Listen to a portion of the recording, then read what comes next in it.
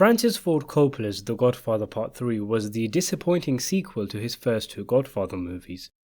The film had a lot of hype surrounding it upon release. After all, it was following two of the best films of all time.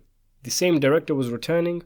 Mario Puzo, who wrote the original book and co-wrote the script to the first two films, was also returning for this.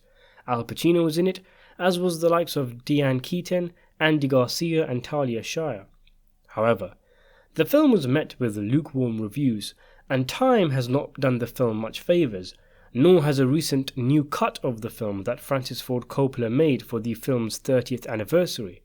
The new version, dubbed The Godfather Coda, The Death of Michel Corleone, might be a slightly improved version of the original, but it isn't substantially different.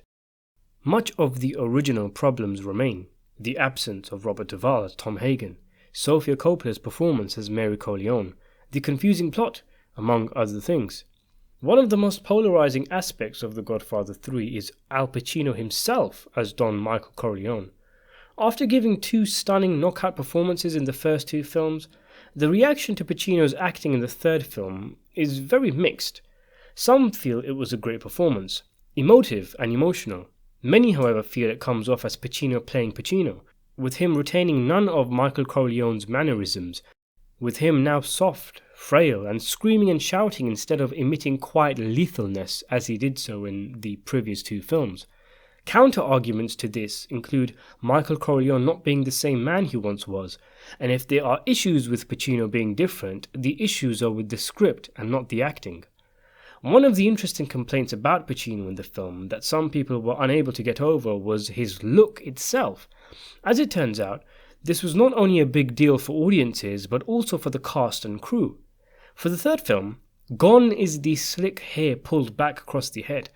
Instead, Pacino donned a kind of military-style buzz cut, which sent shockwaves throughout the film production.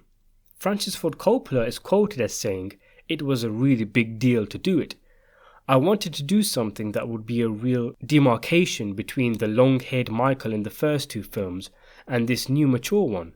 My thought was to establish a look unique to Al at that age, the kind of semi-graying crew cut that you sometimes saw in powerful ex-military or businessmen." The new haircut was met with disgust by the likes of Diane Keaton, who was also Pacino's girlfriend on and off at the time. Oscar-winning movie makeup artist Dick Smith actually quit the film over it. Coppola said, "Dick Smith and Diane were against the idea of cutting Al's hair. Dick Smith resigned over it."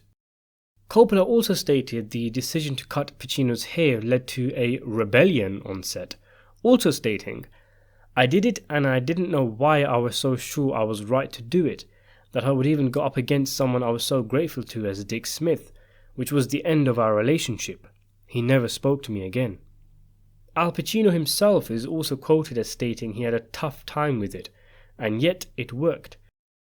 Pacino also said he initially envisioned an older Michel Corleone with long flowing hair, and added, "I imagined dissipated cheekbones, a Howard Hughes type character, sunken cheeks. Francis directed me in another direction, and I'm very grateful for that, because I didn't know where I was going to go with that other one. That's why it's always good to listen to your director. He did cast me in the film." In the book Easy Riders, Raging Bulls, Francis Ford Coppola said that Al Pacino was initially freaked out by his new haircut, and he went on to say, "I said the guy is now in a different part of his life, and sometimes I have been impressed with these guys in their 50s or 60s who have this crew cut look, like they're men of steel. I thought that would be interesting to try, and it would express the idea that the guy is not going to have the hairstyle at 55 that he had when he was 26. He was a different guy." Yet the hairdresser and Diane Keaton, who was his girlfriend at the time, said, "You're crazy to cut Al's hair. That's what he's known for." Other people said Michel Corleone is a famous character and he has a certain look. And I said, "Yeah, but he also has a certain behavior, and this Michael is not just the nitty-witty guy who's going to beat everyone." The script was called The Death of Michel Corleone, and he was a man who was looking for redemption, asking, "What have I done with my life? What have I done with my family?" I was more interested in the story from that point of view than in creating yet another nemesis that Michael outsmarts. Directors sometimes want to go another step.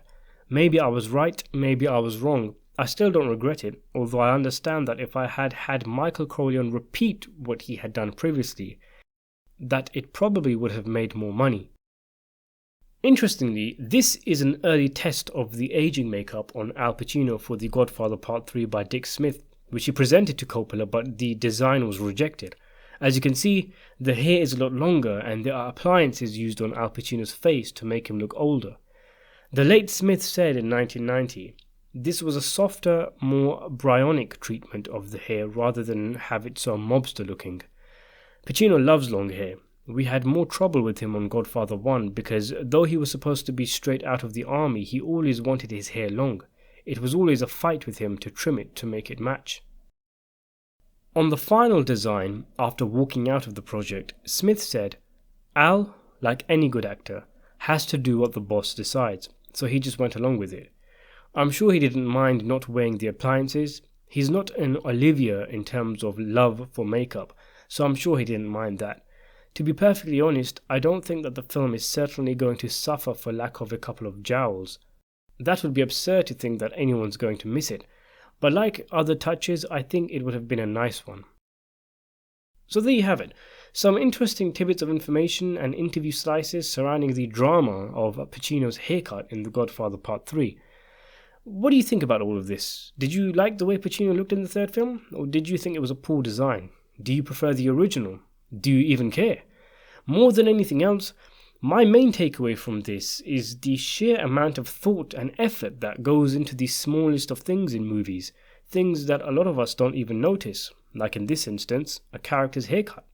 For more videos, consider subscribing to the channel, and thanks for watching.